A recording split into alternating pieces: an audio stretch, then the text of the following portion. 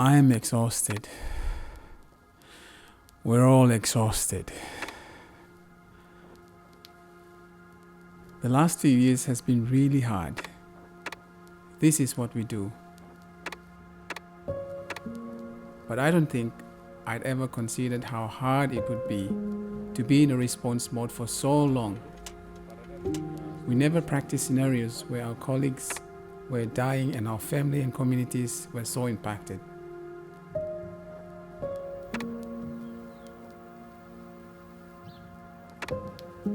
Much of the world seems to think that COVID is over. But not only is COVID not over, we are moving from one pandemic to the next. A pandemic of secondary health and social impacts arising from COVID. Progress made on important public health issues like TB, HIV, and malaria has been slowed and even reversed. Already fragile systems weaken further, and already overworked workforce stretched even further. But we are still here.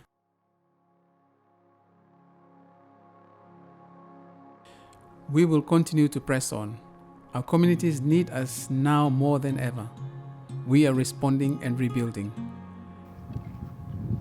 We are strengthening routine immunization program for our children.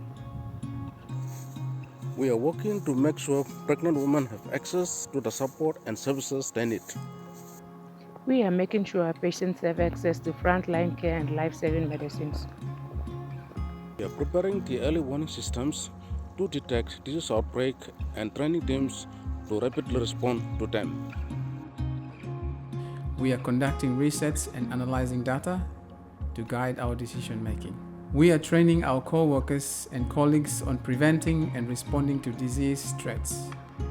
We are sharing information and coordinating activities across the human, animal, and environmental sectors.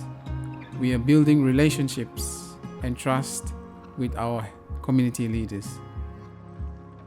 And of course, we are continuing to respond to the biggest pandemics we've ever experienced and prepare for any others that might be coming.